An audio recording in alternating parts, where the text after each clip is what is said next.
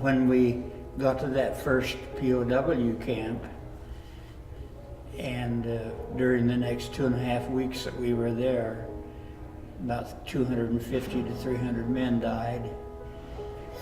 And we were crammed into the buildings like this, and it was good in a way because body heat kept us from freezing.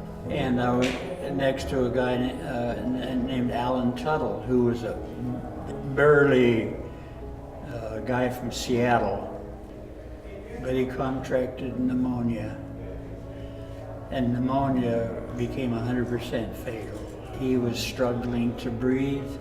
Each day it would get more laborious for him, and so I decided to say a prayer for him. I closed my eyes and I said to myself, Heavenly Father, please bless Alan. He doesn't have to suffer any longer. And when I opened my eyes, he was looking at me and he said, thanks, Rowley. He slipped away.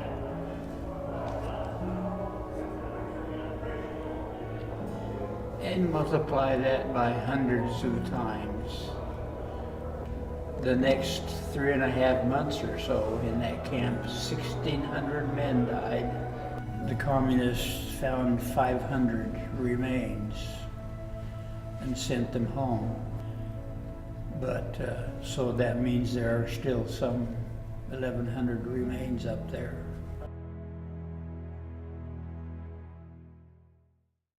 I'm so proud of my organization. I'm proud of the people that work there. We were established in 2015 by then Secretary of Defense Chuck Hagel, when he combined all of the organizations in the accounting community into a single agency that has a complement of forensic scientists, archaeologists, material evidence personnel, researchers, historians, and then of course the support piece that I am charged with. We are military and civilian, and we deploy teams into Vietnam, Laos, Cambodia, Europe, all over the globe, wherever service members have fallen. You'll find that there are over 82,000 still missing from as far back as World War II. Those families rely on us to give them answers. When we have an opportunity to return a loved one to a family member, and they get a phone call from their service casualty office of one of the services, and they're told, we found your uncle, grandfather, and they reply, I didn't even know you were still looking. We're not gonna stop. We will not leave a fallen comrade behind, period.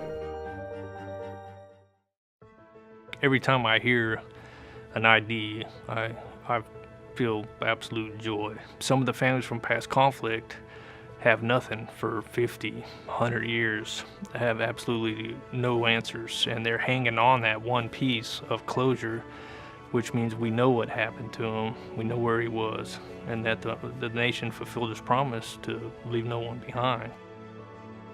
To set foot in North Korea, I'd say has probably been one of my deepest humbling experiences. In North Korea, nothing's changed. It's like time has stopped. To set foot on a battlefield that you've read about, to do recoveries where you still see the pillboxes and the fighting positions, nothing's changed, nothing at all. You take personal pride, you're actually reliving history.